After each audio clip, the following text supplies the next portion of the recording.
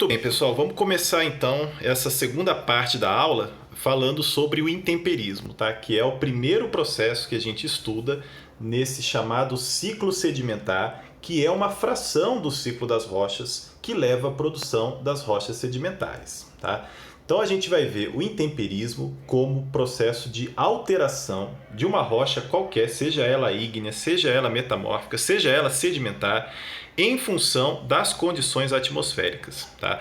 Que aí a gente pode mencionar especificamente a água, tá? A presença da água e as variações de temperatura, entre outros fenômenos que podem estar ligados à dinâmica externa da Terra, tá? Que produzem essas alterações na rocha.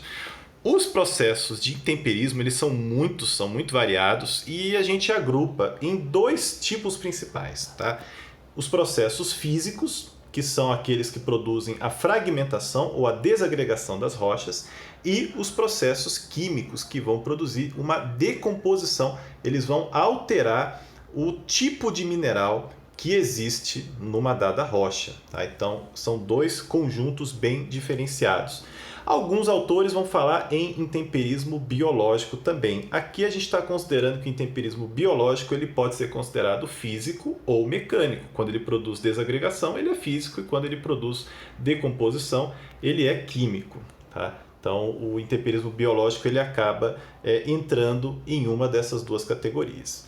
Vamos começar estudando os processos de intemperismo físico. A gente vai exemplificando e aí vocês vão vendo o que eles têm em comum.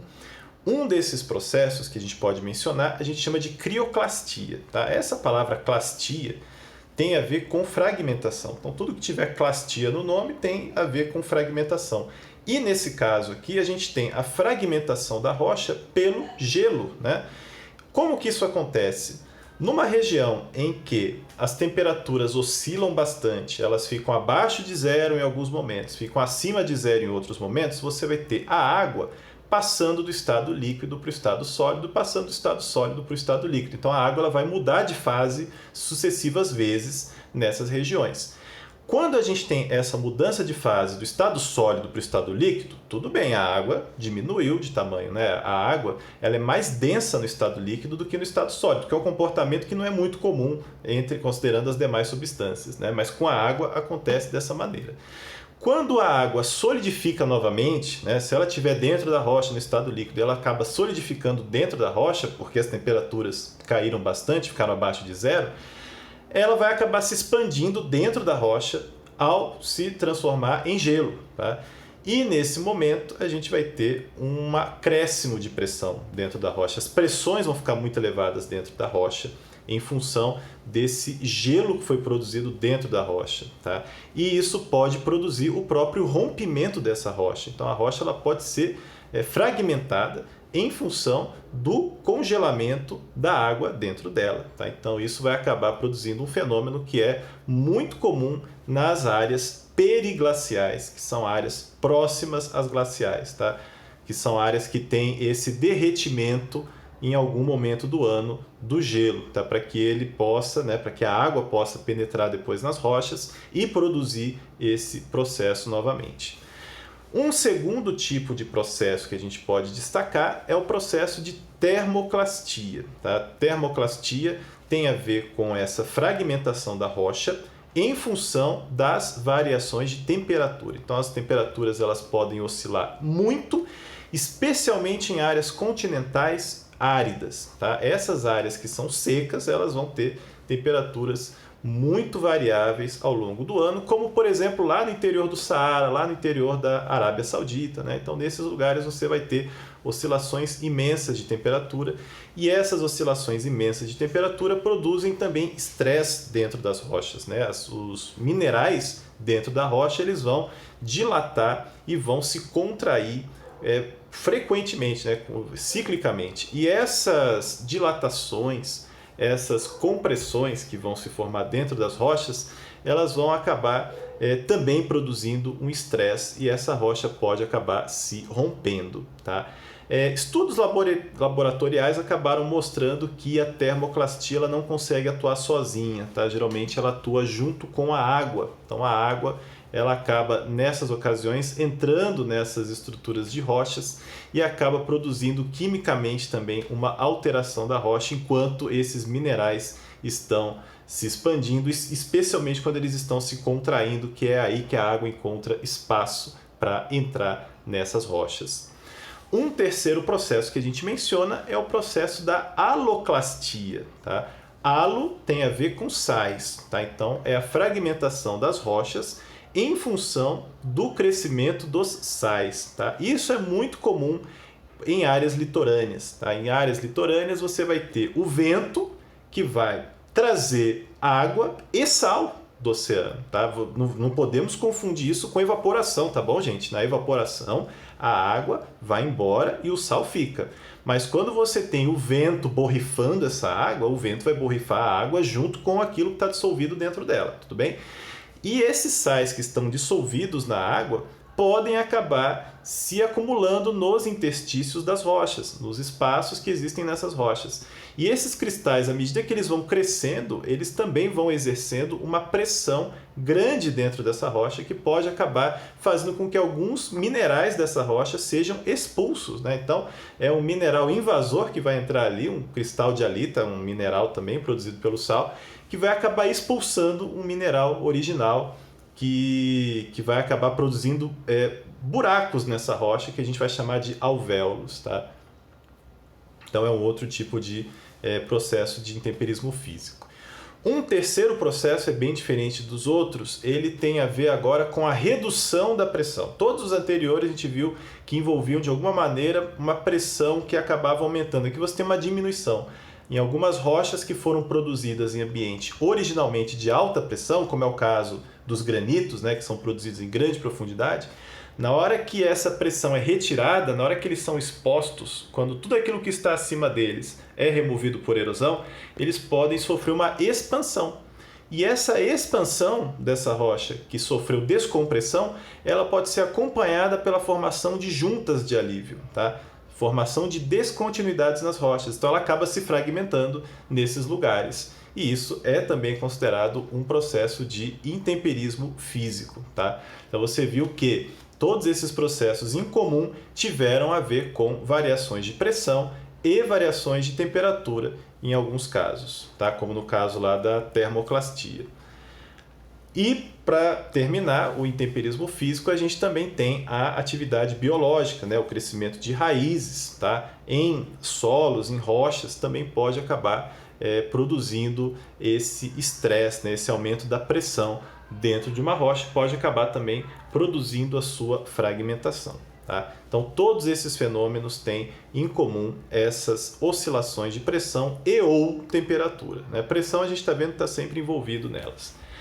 Bom, todos esses processos que a gente viu antes fragmentaram a rocha, mas não alteraram a composição mineralógica da rocha. Tá? Então, se a rocha era feita de grãos de quartzo, agora os grãos de quartzo estão menores. Né? Se a rocha era feita de grãos de qualquer outro mineral, você tem esses mesmos minerais formando agora fragmentos menores. É diferente do que acontece no intemperismo químico. No intemperismo químico, a gente tem a transformação química. Tá? Você tem a formação de um novo mineral a partir de um mineral anterior, ou a sua completa dissolução, como nesse primeiro exemplo aqui a gente vai ver. Tá? Então, um dos fenômenos que a gente tem na natureza, né, de processo de intemperismo químico, atinge especialmente alguns minerais que são mais solúveis, ou seja, que são mais facilmente dissolvidos pela água. A água é um solvente universal, a água ela tem um grande poder de dissolução em função da característica da sua molécula. É uma molécula polar. O que significa isso? Né? A molécula de água, embora ela tenha uma carga negativa, ou seja, ela não tem um polo, ela não é negativa e ela não é positiva, tá? Ela é neutra. Porém, as cargas elétricas dentro da molécula de água, elas não estão distribuídas de maneira homogênea, tá? Existe uma região dessa molécula de água que possui mais cargas negativas e uma outra região que acaba ficando com cargas positivas, tá? e isso faz com que ela seja polar. De um lado você tem o oxigênio, você pode ver aqui a moléculazinha de água, né? Um lado dela, que tem o oxigênio, é o lado mais negativo, e o outro lado é o lado mais positivo, tá? E essa molécula que é polar, quando ela encontra uma substância solúvel, ela começa a interagir com essa substância, removendo alguns de seus constituintes na forma iônica. Como assim na forma iônica, né? Você tem, nesse caso aqui, o cloreto de sódio, que é um composto iônico formado pelos íons Na+ e Cl-. Né? O Na+ é o sódio e o Cl- é o cloro. Tá? Esse Na+, que é um cátion, que é positivo, tá? Ele vai ser atraído pelo polo negativo da molécula de água. Ele vai ser atraído e vai acabar sendo removido dessa estrutura. Tá? Ao passo que o ânion, que é o cloro, né? Que é o que possui essa carga negativa, ele vai acabar sendo atraído pela parte positiva dessa molécula apolar, que é a molécula da água. Tá? E isso vai acabar produzindo o fenômeno da dissolução. Essas moléculas de água vão acabar atraindo ao final todos esses íons que estão nessa ligação iônica, formando esse mineral aqui específico, e no final ele vai ser dissolvido, né? A gente não vai conseguir mais vê-lo, né? Não é que ele desapareceu, ele agora está na forma iônica, ele está em solução dentro da água. Tá? A água como solvente e o cloreto e o sódio como solutos dentro desse solvente. Posteriormente pode acontecer uma reprecipitação química desse material. Então isso aqui pode novamente formar outros minerais, pode formar alita, mas também pode formar outras coisas se tiverem outros íons ali disponíveis para formar outros tipos de minerais. Tá? Então não necessariamente ele vai produzir o mesmo mineral que existia antes, ele pode produzir outro mineral. E quando se produz um outro mineral, a gente tem o intemperismo químico. Um segundo exemplo que a gente tem de intemperismo químico é a hidrólise. Tá? Como que funciona aqui a hidrólise no contexto aqui da geologia? A gente sabe que a água ela também se dissocia, tá? Formando dois íons diferentes, formando o H+ e o OH-. Tá? E esse H+, que é produto da dissociação da água, ele pode reagir com alguns minerais também, como é o caso aí do ortoclásio, que é um tipo de feldspato, tá? Que é muito comum em rochas como o granito e o gneiss, por exemplo. Tá? Então esse ortoclásio, que é uma rocha muito comum, ele pode acabar sendo decomposto quimicamente pela hidrólise. Tá? Nesse caso, o que a gente vai ver de transformação? O ortoclásio ele vai perder esse potássio. Você vai ver que lá do lado direito dessa equação química, o potássio está lá soltinho, tá? Não tem mais potássio dentro da estrutura do mineral. E esse mineral que não tinha hidrogênio, agora vai adquirir hidrogênio. Tá? Como ele perdeu um elemento, ganhou outro, né? Agora ele não é mais o mesmo mineral, é uma outra substância que está sendo formada aí. Então o ortoclásio ele vai dar origem agora a um outro mineral, que é a caulinita, tá? Que é um tipo de argilo mineral, tá? Que é um grupo de minerais formado nesse processo de hidrólise, nesse processo de intemperismo químico, que, como vocês podem ver, está alterando o mineral, tá? E está produzindo outro no lugar desse. Não está dissolvendo completamente, como é no caso lá da dissolução, está produzindo uma substância sólida diretamente e também está pondo alguns íons em solução. Você vê que o potássio agora ele fica em solução e você vê que a sílica também é posta em solução. Então também há uma perda de sílica desse mineral. Um outro exemplo que a gente pode dar de intemperismo químico é a oxidação. Tá? A oxidação é entendida como um processo no qual existem trocas de elétrons entre as substâncias envolvidas. Tá? Na verdade, a gente tem oxidação e redução, tá? Que vai envolver essa troca de elétrons, considerando que aquele que oxida é o que dá elétrons, né? E aquele que reduz é o que recebe elétrons. Né? Então, sempre que alguém oxida, alguém reduz também. Só que no contexto da geologia, não é exatamente esse o sentido que a gente dá para a palavra oxidação. Então, é bom a gente esclarecer isso também. Nesse contexto aqui, a gente está pensando em reações químicas que produzem óxidos, tá? Que é uma classe também de minerais. E nesse caso, o exemplo mais clássico que a gente tem é a oxidação do ferro, que pode aparecer em vários silicatos, como você viu lá na aula de rochas ígneas. Vários minerais que são máficos possuem bastante ferro. E esses minerais que são máficos, uma vez expostos na atmosfera, podem sofrer processo de oxidação. Tá? Eles vão produzir uma outra substância que é o óxido de ferro. Então esses minerais originais vão ser decompostos e no lugar deles a gente vai ter a produção de óxidos de ferro, tá? Que são muito comuns em regiões tropicais. A oxidação ela é muito mais intensa em zona tropical, pois ela depende de altas temperaturas, depende de uma quantidade também suficientemente grande de água, porque envolve muita atividade biológica também. Então, boa parte dessa oxidação ela se deve à atividade biológica. Tá? E é um processo de intemperismo químico, mesmo que a gente tenha organismos vivos produzindo esse processo, tá? Porque é um processo que leva a essa mudança na composição química. Tá? Então, todo processo de intemperismo que produz essa diferença, nessa mudança de composição química, a gente pode chamar de processo de intemperismo químico. Se não tiver, a gente sabe que é processo de intemperismo físico. Tá?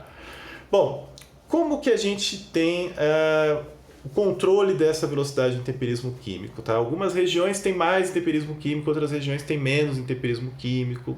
O que explica isso? Tá? Um dos fatores para o intemperismo, seja ele especialmente intemperismo químico, né? Mas pode também ser importante para o intemperismo físico, é a superfície específica. Tá?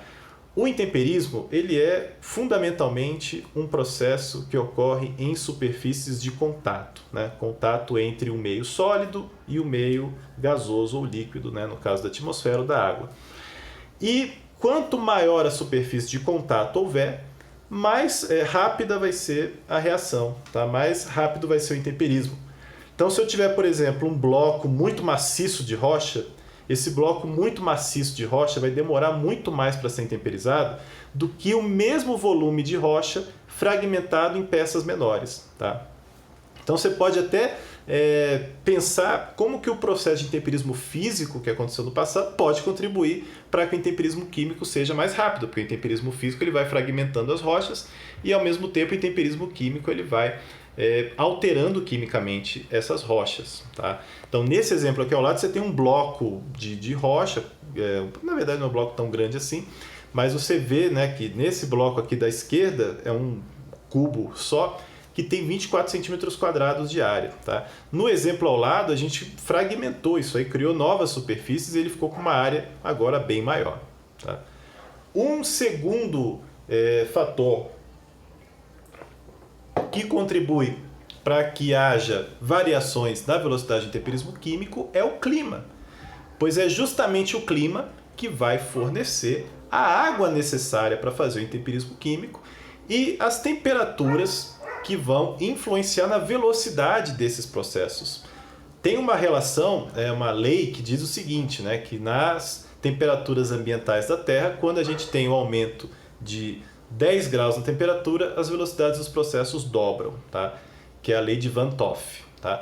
Então, essa lei ela vai também nos mostrar que as regiões que são mais quentes são as regiões que mais favorecem o processo de intemperismo químico, desde que nessas regiões tenha água para reagir quimicamente com as rochas. Tá?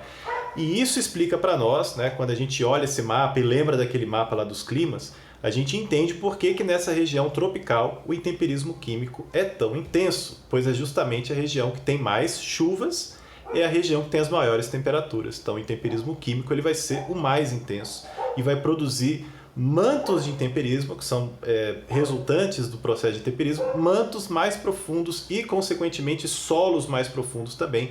Quem vai fazer pedologia vai ver isso, né? Que o clima ele tem uma importância grande também na produção dos solos.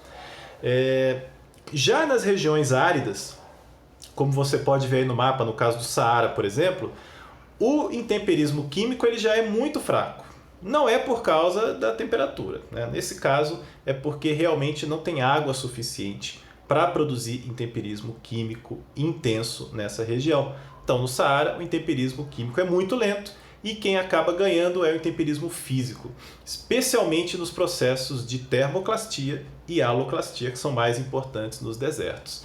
lá nas regiões glaciais, periglaciais de clima frio, né, que estão lá no hemisfério norte nesse mapa, próximo ali às regiões polares, já são climas muito frios que fazem com que em grande parte do ano a água não se encontre no estado líquido, ela está no estado sólido grande parte do ano. E quando a água está no estado sólido, ela não reage quimicamente com as rochas para produzir intemperismo químico. Então o intemperismo químico vai ser pouco intenso nessas áreas também. Por outro lado, o intemperismo físico vai acabar sendo intenso por conta da crioclastia, que é bastante eficaz na fragmentação de rochas. Então não é que nas regiões frias o intemperismo é mais fraco. Não, é o intemperismo químico que fica mais fraco, mas o intemperismo físico ele fica bem forte nessas regiões. E por fim, a gente pode destacar também a resistência do próprio mineral ao processo de intemperismo químico. Tá? Podemos fazer uma comparação dessa estabilidade dos minerais que é descrita pela série de Goldish. Então a série de Goldish coloca esses minerais conforme a sua ordem de estabilidade nos processos de intemperismo, ou seja, quanto mais estável, mais difícil é a sua alteração. E a gente pode comparar isso com a série de Bowen, que a gente viu lá na aula de rochas ígneas. A série de Bowen sendo aquela que mostra para nós qual é a sequência de formação dos minerais no contexto de solidificação nos processos ígneos. Tá? E o que a gente nota de semelhança entre os dois? O que é interessante a gente perceber aí? Os primeiros minerais que cristalizam em ambiente ígneo, como lá no caso do piroxênio, a olivina deveria aparecer aqui também, né? A olivina, piroxênio, anfibólio, esses que são os primeiros a se formar, também são os primeiros a se intemperizar. São aqueles que são menos estáveis no ambiente de superfície. Quando a gente olha os que são, os que se cristalizam por último, que é o caso da muscovita, é o caso do quartzo, tá? Esses que se cristalizam por último são também os mais estáveis no ambiente superficial. Tá? Então tem uma relação aí muito grande entre os dois. Por que que isso acontece? Tá? A gente pode dizer o seguinte, o processo de intemperismo químico ele existe por conta de um desequilíbrio entre o mineral e o ambiente no qual ele se encontra. Então, se o mineral ele não está equilibrado com o seu ambiente, ele se altera para se equilibrar. Quando a gente compara minerais que foram produzidos em temperaturas de 1000, 1100, 1200 graus, eles estão mais desequilibrados nesse ambiente superficial de 10, 15, 20 graus do que um mineral que se formou a 500 graus, um mineral que se formou a 600 graus, como o quartzo, por exemplo. Tá? Ele se formou em condições que são distintas das condições superficiais, mas que não são tão distintas quanto aquelas em que a olivina e que o piroxênio se formou. Tá?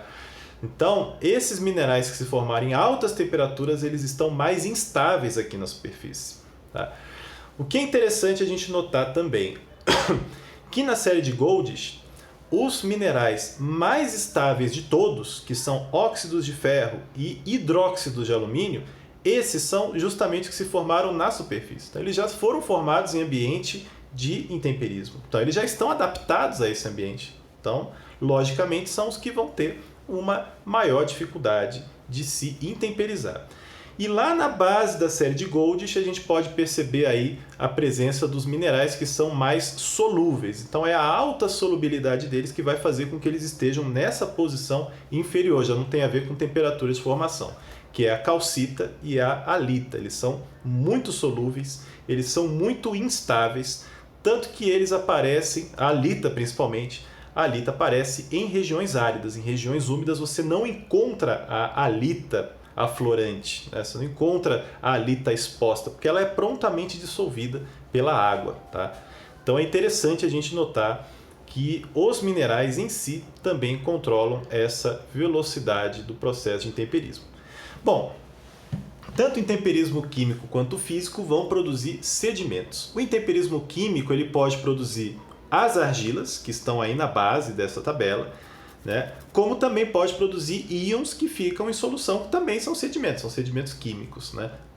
Por outro lado, O intemperismo físico ele tem a tendência de formar os grãos maiores, né? Então esses grãos mais grossos, de cascalho, né, de areia, eles são em geral produzidos nos processos de intemperismo físico. Tá?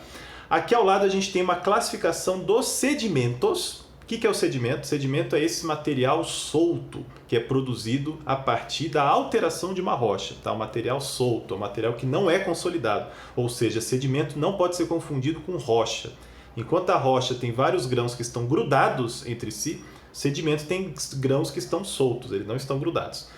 E esses diferentes sedimentos, eles são classificados conforme a sua granulometria, conforme o seu tamanho. Tá? Os menores sedimentos a gente chama de argila.